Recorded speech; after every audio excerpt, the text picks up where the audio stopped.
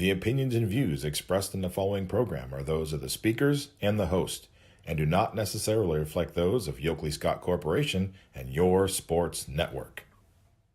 Yeah, I've been closer to Jesus before, so can you help me out? Oh, can you help me out? Am I on my own? Am I on my own? But can you help me out? Am I on my own? Am I on my own? Or can you help me out? Can you help me out? I've been scared to look in my soul.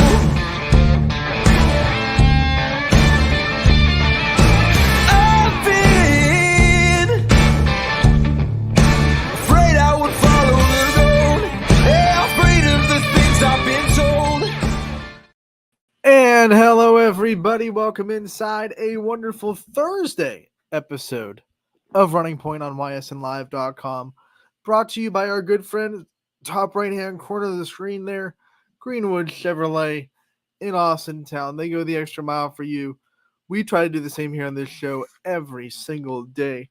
One of the ways we do that, of course, is highlighting the players and coaches and people in and outside of our community that are doing great things in the sports world.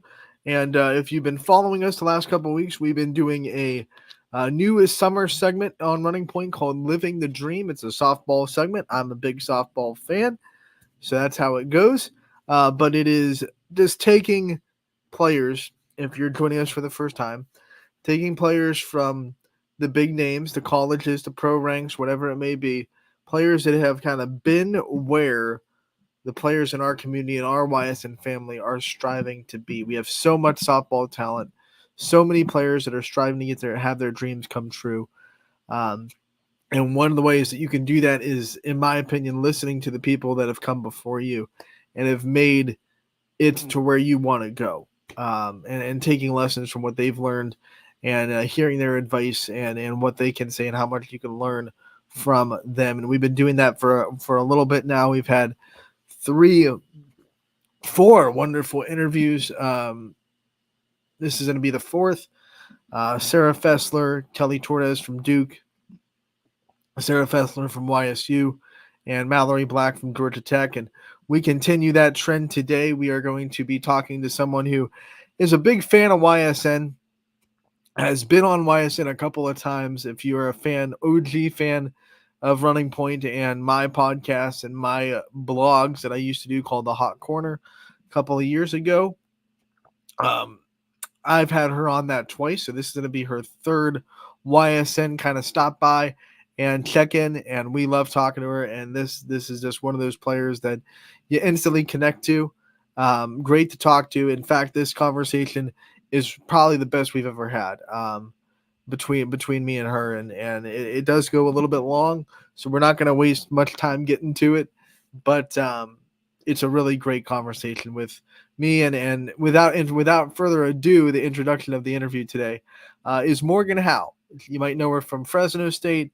You might know her from graduating from Arizona State, finishing out her career in the Pac-12 before going on to play in Athletes Unlimited for a couple of years, then joining the WPF, and now here she is, the reigning WPF Offensive Player of the Year from the Texas Smoke. Now they're locked in for this summer and next summer. She just signed a 2-year extension for the Smoke going into this year. So very excited to share this conversation with one of my favorites, one of my friends, Morgan Howe from the Texas Smoke. And I hope you all enjoy it as much as I enjoyed it for sure. Hartwig here, and as you can tell, we're already giddy. We have a very good friend of the show, has been on YSN. This is going to be her 3rd time now. Morgan Howe from now the Texas Smoke. You know her from Arizona State. You might know her from Fresno State. You might know her from the Offensive Player of the Year last year in the WPF. Whatever you know her from, you know her. Morgan Howe, thank you so much for joining us today. Thank you for having me back yet again. I just can't stay away. We wouldn't be talking to big names in softball without bringing on Morgan Howe. We just couldn't do Oh, it.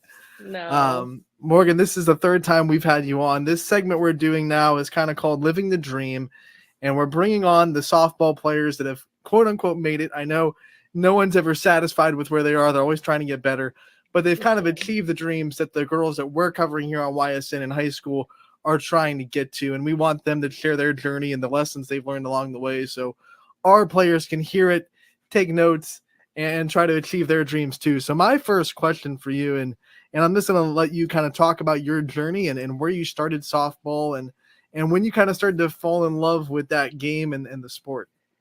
I think I fell in love right when I started. So, my journey, my dad put me in T-ball. It was like a co-ed baseball thing. It was like a T-ball baseball, with girls and boys. I hated it. I said, Dad, I'm not playing this. I don't want to play with the boys. I was very into my Bratz dolls. And my dad let me quit. That's the only thing I've ever been allowed to quit was T-ball. I didn't play any sports for probably like a year. I don't know. The timing, I don't remember a lot from when I was little, but my dad put me in soccer, again, co-ed. One kid like slide tackled me and I was done. No soccer for me after that. And then I saw my friends from school, like my girl friends from school playing softball one day. And I guess I was like, Dad, I want to do that. So then he put me in rec softball. Mira Mesa girls softball is where I started. And then ever since that, I was just having a blast. There's not a time that I can remember that I didn't enjoy playing softball. I just simply loved the sport. Loved it so much that I didn't even know you could go to school for it, like college. And it's funny, your parents always tell you, you're going to go to school. You're going to go to college. You're going to get your degree, whatever. And I was like, I ain't going to school. I'm not going, which I know that if I didn't play softball, I know they would have put me in school anyways. But I was like, all right, well, if you're going to make me go to school, then I'm going to play softball doing it too. But I didn't know that you could get a scholarship. I didn't know you could get things paid for. I really didn't watch softball growing up. Like I didn't watch any college softball. I definitely didn't watch USA. I didn't watch anything. Very big baseball kid with my dad. We watched a lot of baseball. I wasn't going to play it by any means, but we watched a lot.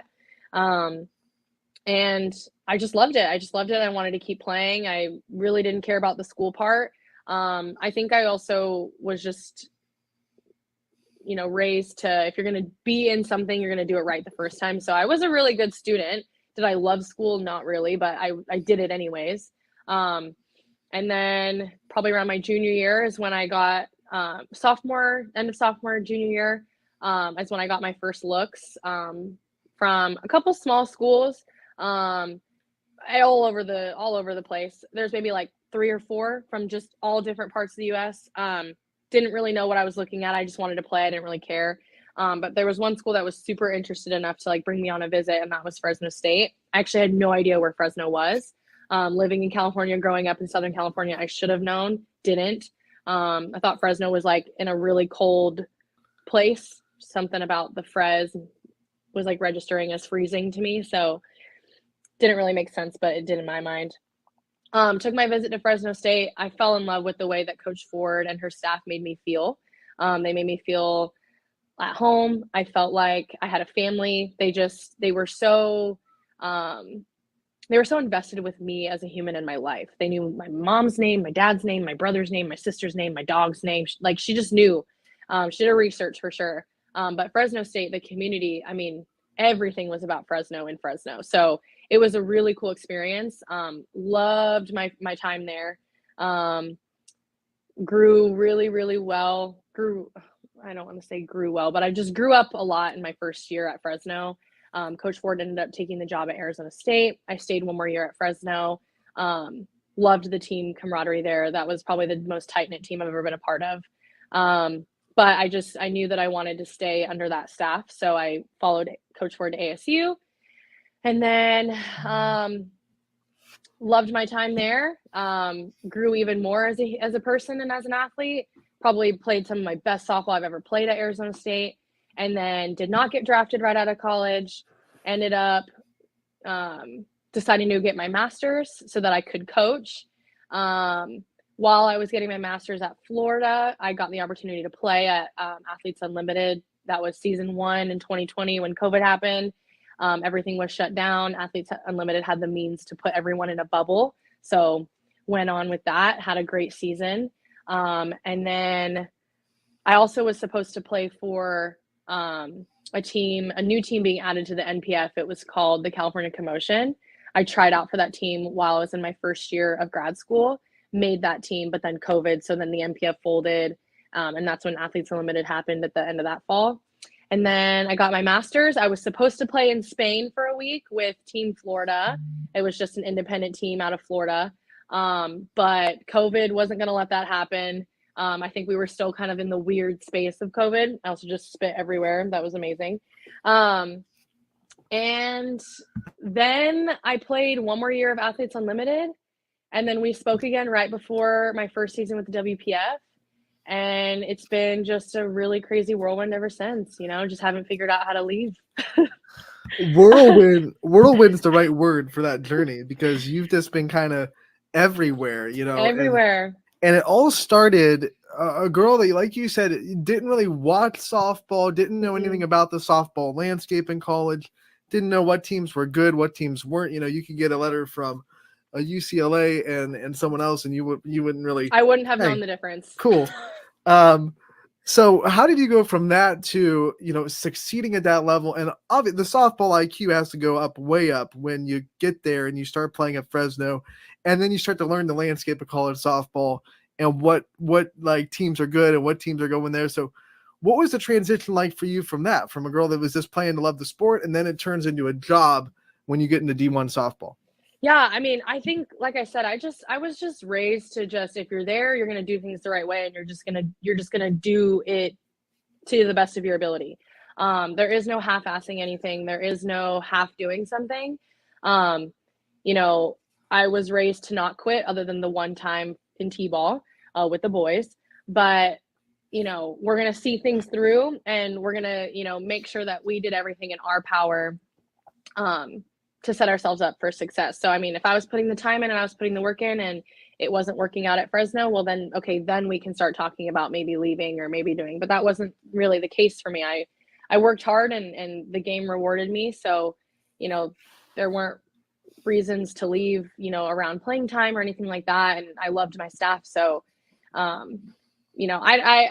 love the game so much. I don't know why I love it so much. I don't know what it was that I was just like, I want to know everything there is to know about this game. But, I've always just wanted to be the best at it. Again, I don't know why. Of all the other sports I played, I don't know why this is the one that was like, I have to know everything there is to know. But it simply really, when I look back at the entire journey, it simply is because of the love for the game. I wanted to learn, so I had the information, or I gained the information. I wanted to be better, so I put the work in to be better.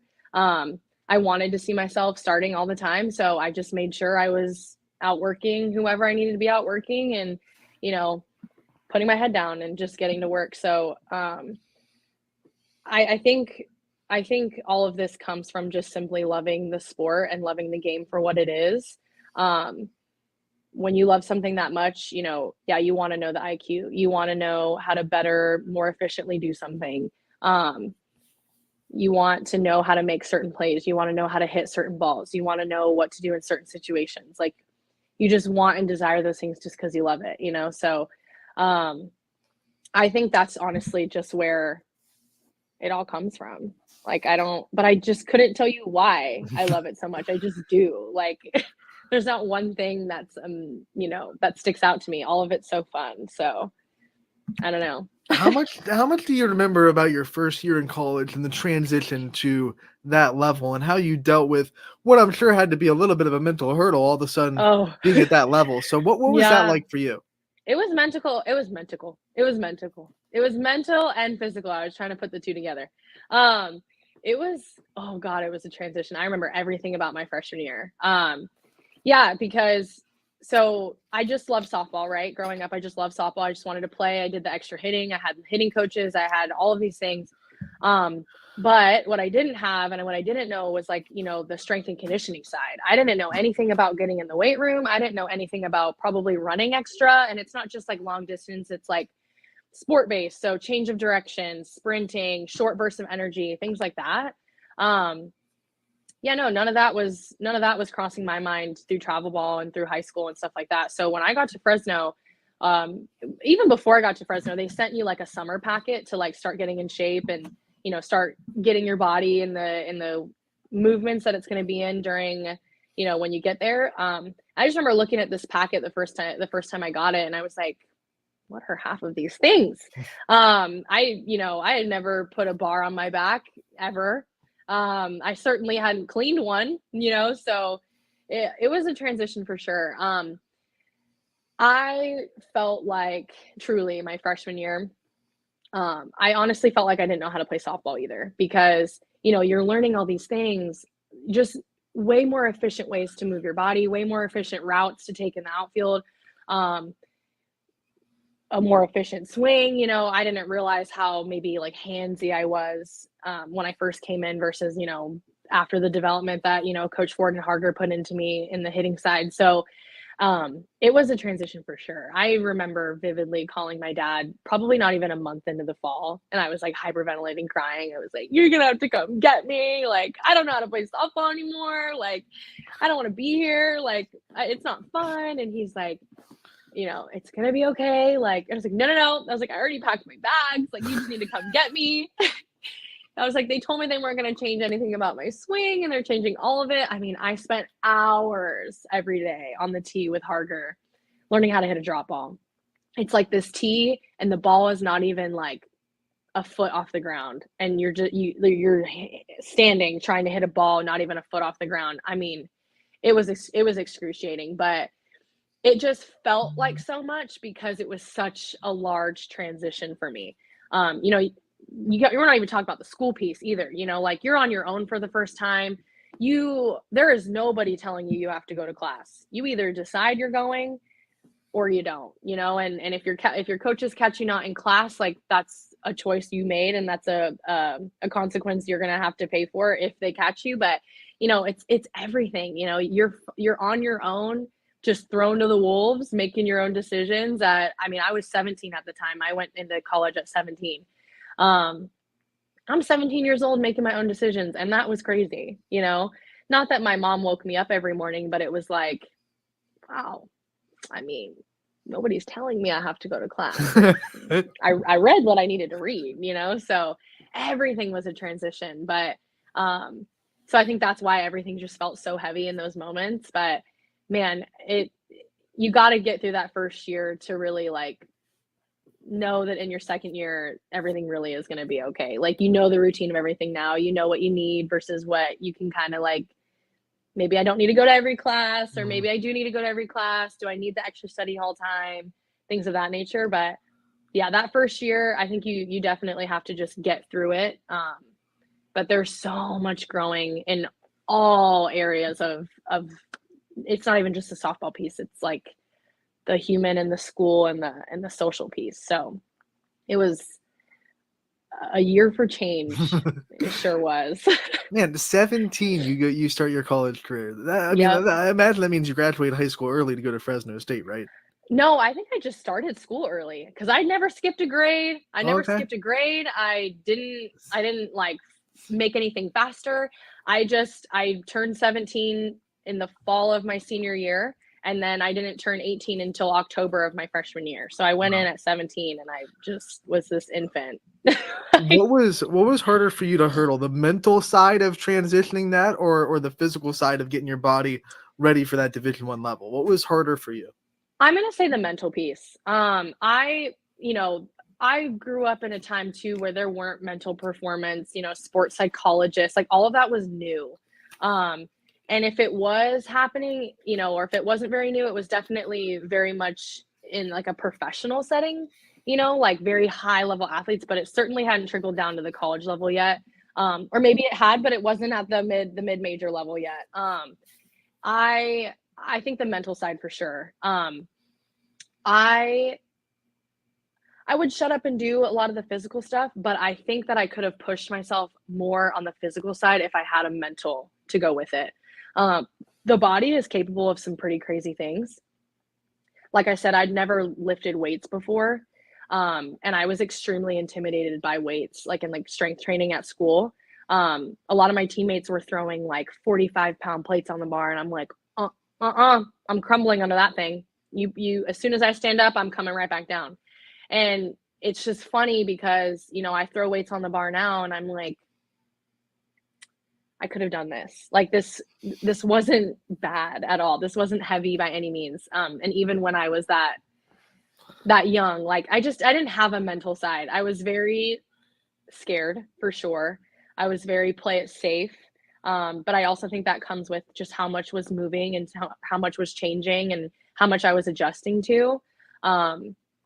But I think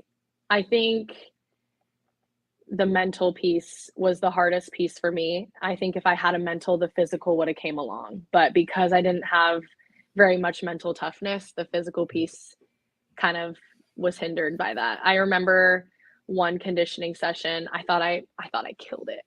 I thought I like made my times. I was like, man, you know, first test I've ever passed. And man, Coach Ford was angry. She was mad at everyone. We didn't, like, as a team, we did not do well, but she pointed at me in the stretching circle and she's like, you are mentally weak. And I was like, I was like, like I even did like this. Like I thought she was talking to someone else because I thought that I passed this thing. I thought I had the greatest day ever, and I sure didn't. I sure didn't. But man, like it's moments like those too that like you need, because you don't realize like you have so much more in the tank than you think you do. And boy did I have a lot more in the tank. So when you compare that to where you were senior year, mentally and physically, how much of a transition do you think you saw yourself? I mean, do you think you were in like the best mental state you could be your senior year at Arizona State at that point? Or do you think you still had places you could go in your mental mindset? Yeah, no. So I think it was a change for sure. So my freshman year, I was not mentally there in my sport, but I think as a human being, I was pretty solid in who I was as a human. I knew who I was. I knew I was a great person, things of that nature. So from a social perspective, I was pretty solid in the mental. From a softball perspective, I wasn't. To my senior year at Arizona State, when I transferred, so I would say that this kind of goes into my junior year, honestly. When I transferred, me knowing I was going into Coach Ford's new program at a new school with new people, I just had this like chip on my shoulder of like, I cannot be who I was my freshman year. Like I cannot come into this new school as one of Coach Ford's recruited kids and not pass my test and be, you know, not physically ready and things like that. So mentally, I like really got it together, pushed myself to like really different boundaries and just really further boundaries. I actually lost like 30 pounds in a summer because I just refused to not pass these tests when I got in. I was a whole different being in the mental on the softball side going into Arizona State and while I was at Arizona State. Now, when I left Arizona State, when I graduated, I don't know that I was the strongest mentally from a social perspective, from like a regular human on the street perspective. There was just some like relationship stuff that had gone on.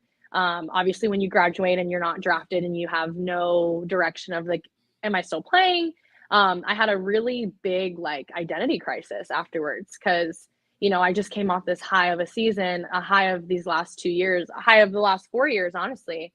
And now what? Like, what am I supposed to do? Like, I'm still super hungry. I have all this information. I have all this knowledge.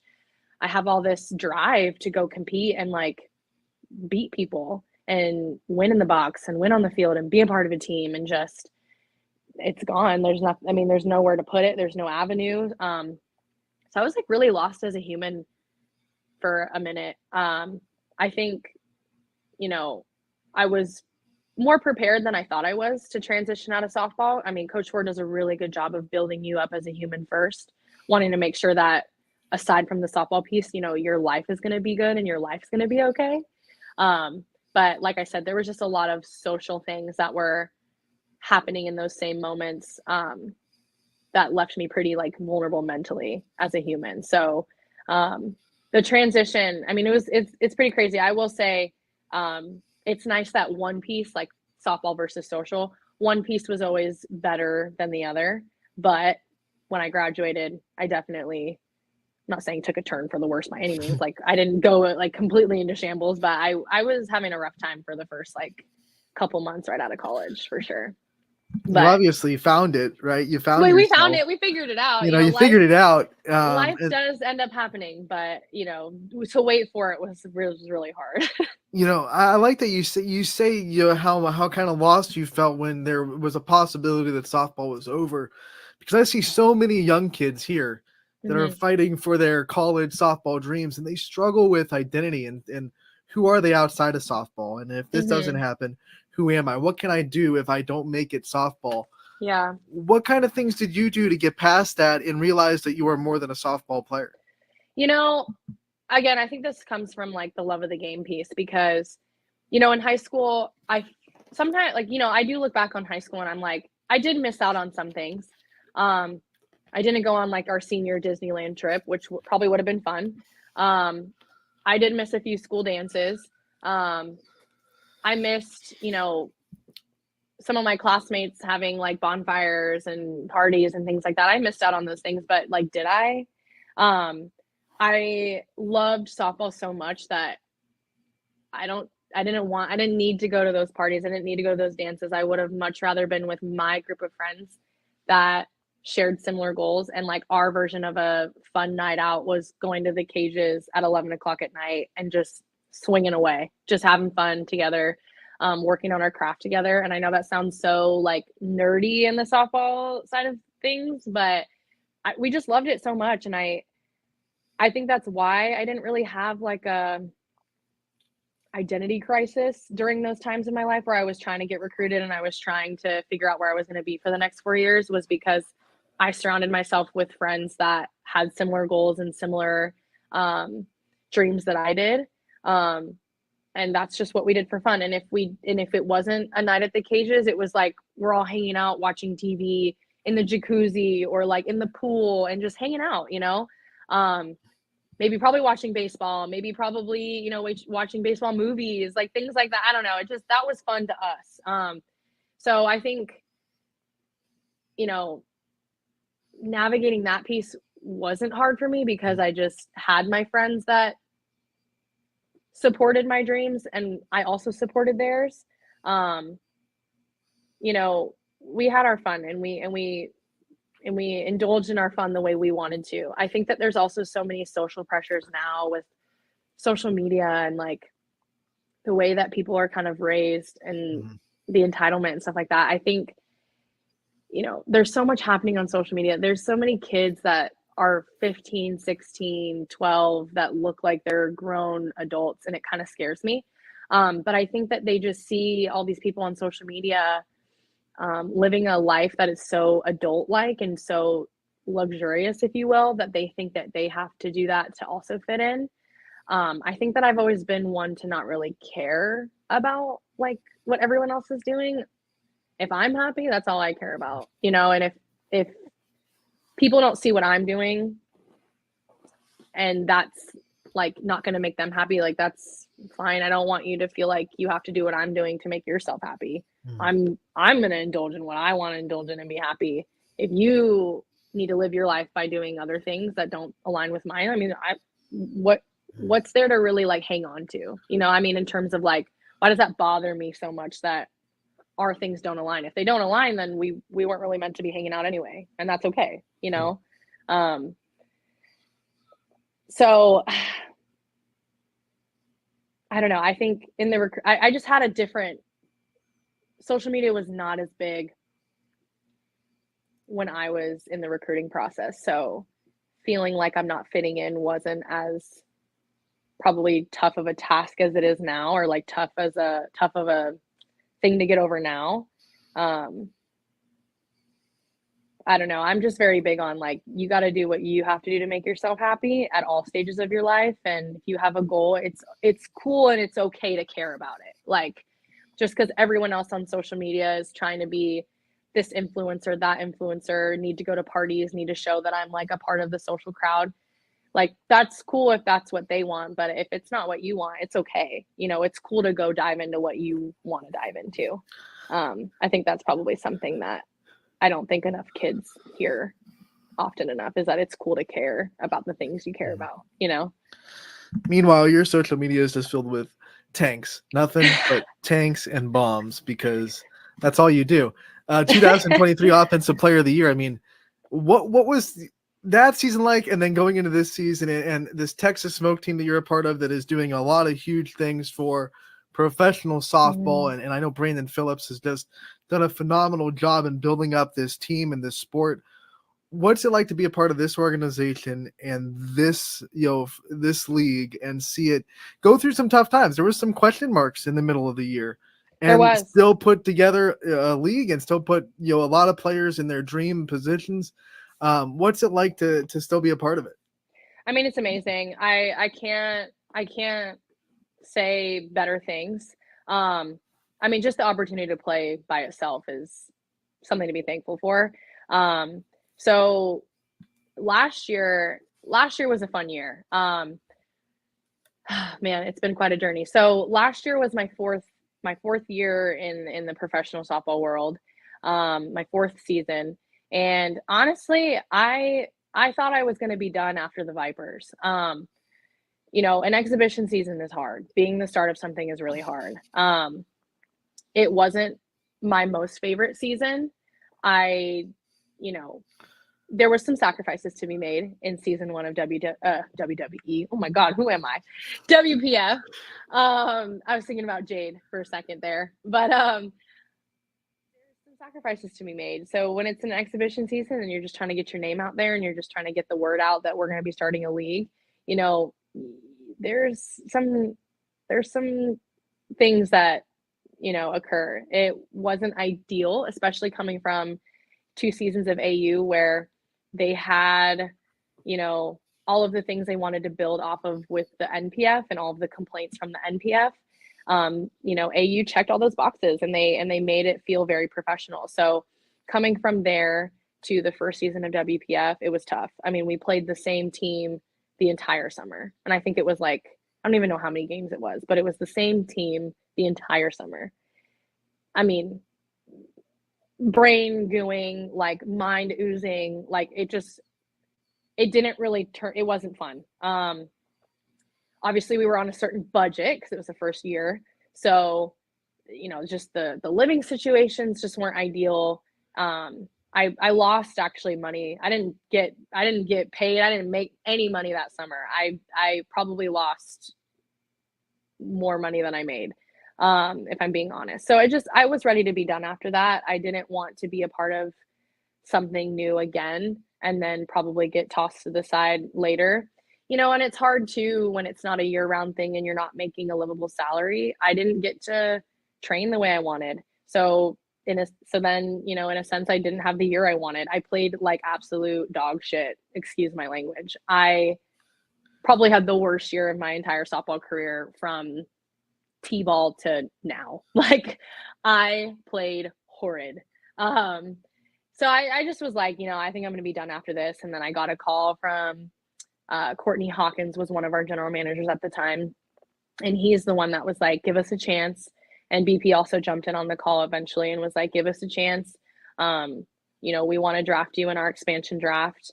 Give us a chance to show you that like we're going to grow this thing and we want to do it right. And, just have some faith in us. So I was like, you know what? All right. So I went into last season with really nothing to lose. I only signed a 1-year contract.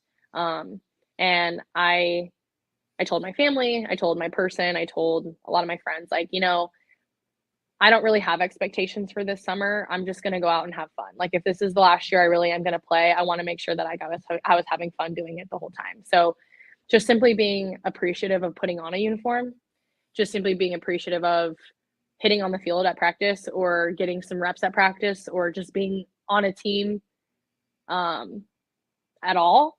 I was just going to enjoy that. And I did have time to prepare for that season. So I did put work in on the off season.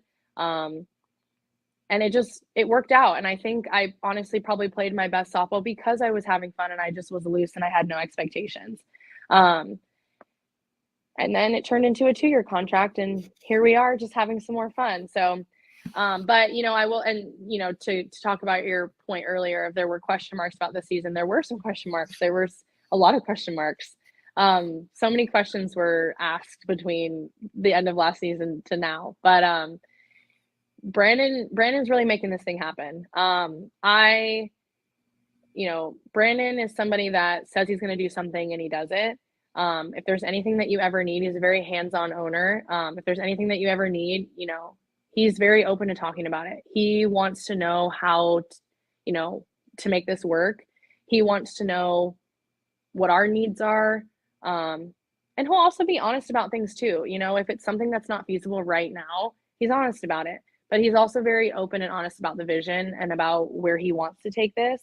And I think there's, a huge testament to that is just this season in general, this season even happening. There were so many question marks with Spark going independent. And then eventually a few months later, Vipers kind of folded. And then, Pride, being under U-Trip and U-Trip kind of gone they're under some lawsuits right now. Pride ended up not operating this season. There was a huge question mark of whether we were going to have a season or not. And, for Brandon to dig down and figure out how to make it work, he's serious about it. You know what I mean? So it's really cool how much he wants this to work out for us and how much he wants to see this sport really succeed. And he's really not here for himself. He's here for the sport of softball. And I think it's just really easy to buy into somebody like that. He doesn't care if he's the person that gets it done or isn't the person that gets it done, but he does want to at least try. He wants to be in those conversations with other leagues and figuring out how to make this work for everybody. Because I think all the athletes are on the same page as well. Everybody wants to be able to play every league, but we also shouldn't have 3, 4, or 5 different leagues in the States. That's just ridiculous. It's taking away from what it could be, but I think, it's just getting all those people in a room together and really having an honest conversation about things. And again, BP has just been really cool. Very supportive, very personable too. He takes the time to have real conversations with you. You're not just another player funneled into the system. He cares about people as human beings too. So it's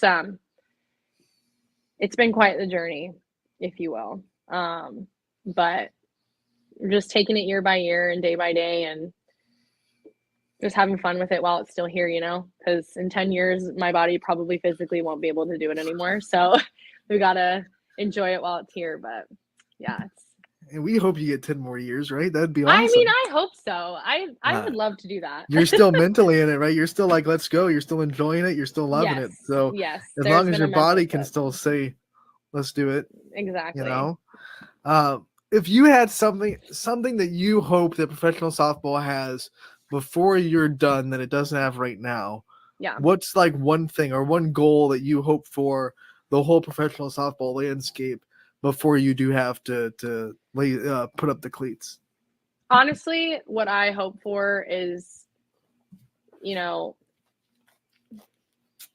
unity, but livable salaries. I don't know that I will see that by the end of my career. But, just being able to provide an opportunity that somebody really could live off of this salary, for an entire year is something that I hope to see by the time either I'm on my way out or immediately after I leave. But I think that takes unity. I think that it takes the leagues coming together and figuring out how to work together because, if we put all of our players and all of our money and all of our sponsorships and all of our, our contacts and our resources together, I just spit everywhere again. I just really think that that opportunity would be there for everyone, for every player. But I think people, and I'm not in those rooms. I don't have a seat at those tables, but to be this grounded and doing it yourself, I can't help but think like people want to be the reason why it's happening instead of like, everyone says they're in it for the athletes. Everyone says they're in it for the sport. They're in it for growing women's opportunities and things like that. But like, are you? Because if you were, we'd put the pride and the egos aside and we'd sit down and have a legitimate conversation and figure out how to work together about it. But again, I'm not in those conversations. I don't have seats at those tables. So I don't know what conversations are being had and what aren't. And I don't know what's being said and what isn't. But, by the end of this journey for me, I just hope that like I see some unity and I see people getting paid what they deserve to be paid, man. So all right, that's so what I hope. we'll go for some full circle before we let you go, because we don't want to keep you. I could talk to you forever, but we could talk for hours. I love this, man. This is awesome. One of the things I want to ask is, once again, for the players that are here in local or anywhere that are watching this, that are kind of trying to strive to take that next step from high school age into college age, what was something that you think isn't going to be told to them before they get on campus that they got to know about taking that next step? Because I'm not saying coaches are dishonest in college, but they have a job to do. They want to get you on campus. They probably won't tell you every horror story that you're going to go through when you get on campus. So what's something that you can say, hey, you should know this is going to happen before you step on campus? I think something that I wish I knew before going in is like, you're going to hear a lot of like corrections. And I know this also is like, it depends on your coaching staff. There's a lot of coaching styles that are very like positive reinforced, and there's a lot of coaching styles that are like negative reinforcement. I would just say like, don't be hyper fixated on all the things you're doing wrong. You're going to be told a lot of things you're doing wrong. But everything is not wrong. They're just trying to get you to like hone in on this one detail and get it perfect, because from there, everything else works out. From there, we can grow from there. It's like learning the basic fundamentals of everything all over again, and it sucks because you're like, well, you recruited me for the way that I am. Don't you love me?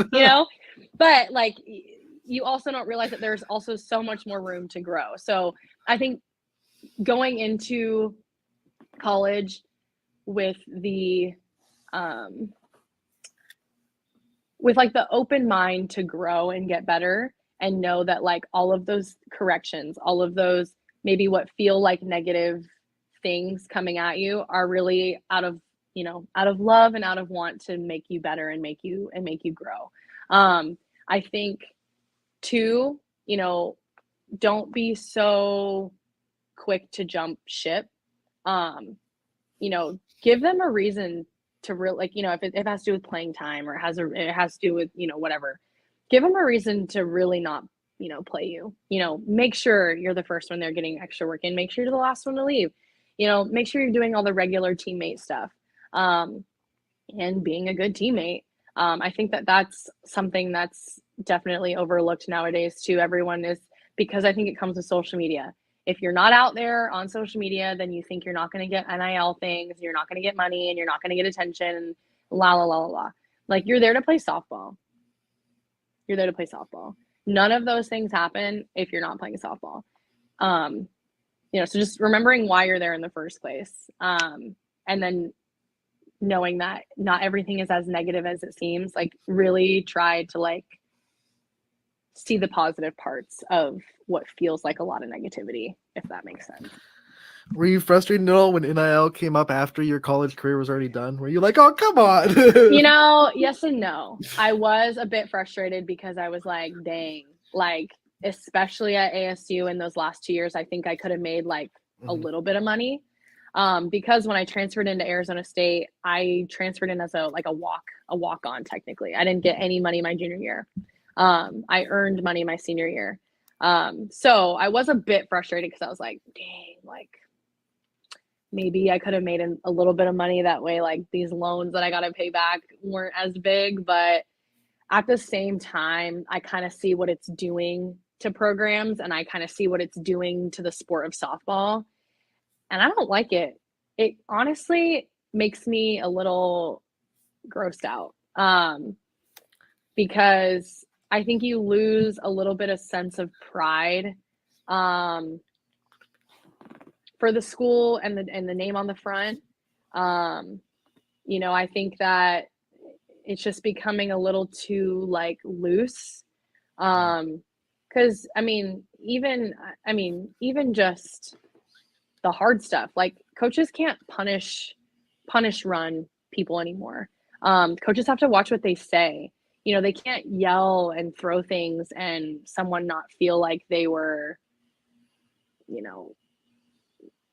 don't know, treated a certain way. Yeah, and it's put like, in a bad situation. Yeah.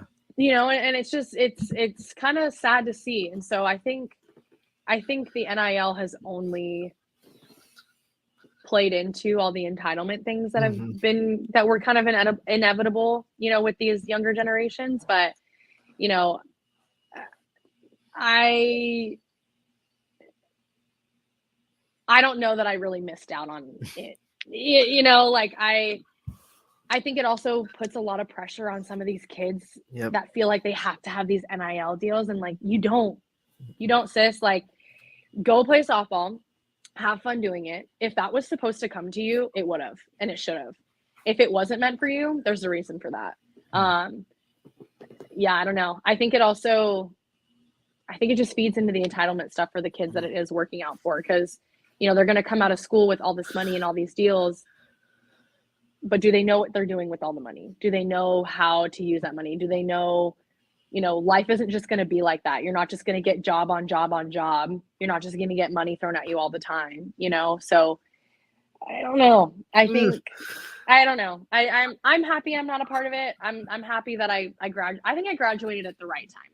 Right. It was the year before COVID, so I didn't have to deal with, that mental and emotional piece. And then the NIL floodgates opening up, like I didn't have to deal with. I think I graduated at the best possible time. As soon as NIL came up, I said this is gonna be a good thing, but it's gonna be a bad thing for a while before it's a good thing. I think there needed to be like a cap. I think there needed to be a cap. We couldn't just, because it kind of started and it was the wild, wild west. It was. And it was kind of like the NCAA taking their hands off of it, because it's like, this is what you wanted, we're backing off. No. And you guys figure it out yourselves, and no one knew how to figure it out. Right. Like I think it's something that's going to continue to get worse before it gets better. Because I think it's going to start diluting the competition too, because if let's call spades a spade, OU obviously brings in dummy amounts of money. Well, yeah. And the school might not have enough to cover full rides for a lot of their kids, but you have enough NIL money that now every kid on your team has a full ride essentially, and then kids stop picking schools to play and have that sense of pride for that. You're going to start looking at it like, okay, well, I can go play and ride the bench at OU for 4 years, make, let's say $400,000 by the end of my 5 years, just in NIL money. And I walked out with 4 natty rings as well. Yeah, still get a ring, But I didn't do anything, and that to me is like, okay, so for all the social media purposes, that checks every box. You make it look like you have the life. It makes it look like you're living lavish. But from a me perspective, who I love softball and I want to be the one on the field, am I happy for whoever is out there when I'm not? Absolutely. We got to have the best person out there to win, and I just want to win. Winning's fun. But I would love to be a part of those wins. Like, I want to be a part of those wins. I don't want a natty ring just for no reason. I want to be able to say I played a pretty solid part in that. So to me, it's just like there needed to be a cap on it, because now you're going to see people going to these schools just for the money that comes with it and not really for the sense of pride to play. And you're going to have all your really good players who care about only that stuff hiding in these places, and then the rest of the softball. Those players didn't start out that way, and I bet there are people now in their circle that are like, hey, nudge, like, hey, you can go here and get a lot, and then they feed into it, and it's it scares me. It's gonna get so bad that it has to get better. That's how it'll change. It'll get so bad that change is the only option, and that's unfortunate. But that's what I'm also saying about, like, your first year is hard. Like, it's going to be a huge transition no matter what. But you got to make sure that you're giving your coaches a real reason. And, that's what also scares me is like, oh, well, that was even just the slightest bit hard. Great. I'm going to go transfer somewhere else where it's not as hard and I'm going to get paid either way. Like, that bothers me. It really bothers me. It also sucks for the people that want to transfer for legitimate reasons, because as soon as they do, They ruin it for everyone just else. assumes, well, you're going there for the money, or you're just, it's selfish. Like, It coming from ruins it someone for that did everyone transfer and you, like, for Mhm. legitimate reasons, it hurts the people that do, because now as soon as you hit that transfer portal, it's immediately you're being vilified and saying, Well, and that's shame something on you else for that I transferring. think the NCAA kind of dropped the ball on the transfer portal too. I think they make it way too easy. I everything I had to do everything hard before they changed it all to the easy stuff. So I transferred the year before the portal happened. And when I transferred, I had to go sit in front of a board, like a board of people that worked at the school, like random professors, pretty sure the dean of students. Like, I had to sit in front of this board and like plead a case as to why I should be able to transfer, why I want to transfer, why Arizona State should be allowed as a school I can talk to. I had to like I didn't just have to have the hard conversation with the head coach at the time. I had to go sit in front of a board and present a case.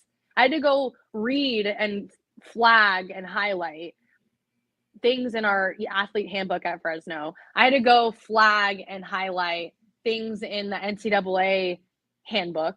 Like, I had to like legit, like with bullet points and all. And like, I had to do this whole thing just to transfer.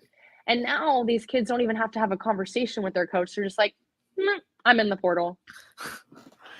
It's like breaking up through a text is what it is. Like, no, hey, but guess really, what? how is that going to help anyone? Like, just as a human perspective, like, how are these kids going to grow up and be able to have hard conversations? Like, you can't transfer in the workforce. You can't just be like, you can't hey, transfer in the workforce. You can't just quit. You got to put in a 2 weeks notice. Right. Like, how are you going to be able to draft that up? How are you going to be able to have that hard conversation with your boss? Like, this just isn't working out for me. It's just like life things, so that's something else that blows my mind is you can just enter the transfer portal without even talking to your coaches. Imagine being a head coach and you're trying to build something and you're trying, and you just wake up. You wake up. It has to be like a constant stress, right? Because like every day you wake up and you have to check the portal to make sure none of your kids are in there. None of your kids went in there, and and it's scary because then you're like, then I can't even imagine that you don't change the way you coach too. Right. If you're too hard, like, see, and yeah, it's fun. I think I graduated and I transferred all at the right time. Yeah. Oh, Morgan, you came on this show at just the right time too, because we love having you. Thank you so much for your time as always. One of the great friends of YSN. We got your back. Whatever you need, we got it. And love we'll you see you guys again so real much. soon. Yes, absolutely. That was a great conversation with Morgan Howe from the WPF Texas Smoke. If you want to watch the games, you can check them out all weekend. They're playing Texas Smoke and the whole WPF. Check out the WPF YouTube page. Professional softball. Go out there and support it. Morgan Howe was the 2023 WPF Offensive Player of the Year. And always great talking to her. Arizona State graduate. Also had some time at Fresno State, as you heard from that interview. Just a good friend having on the show. And what a great way to fill out the week. As always, we are going to be absent on Friday for the summer, so we will not be here tomorrow. But we'll be back on Monday. And we have the NABF to recap on Monday because the whole NABF Junior World Series starts today at 3. So in about an hour, you can go over to Bob Seen Park and check out some great baseball. Matt Maher will be there covering 2 games a day. So the NABF will be covered on ysnlive.com. Make sure to check it out there. And as always, thank you so much for tuning in today to Running Point, brought to you by Greenwood Chevrolet in Austintown. We had fun. I hope you did too. We will see you all on Monday from 1 to 2 for the next episode of Running Point. Brought to you as always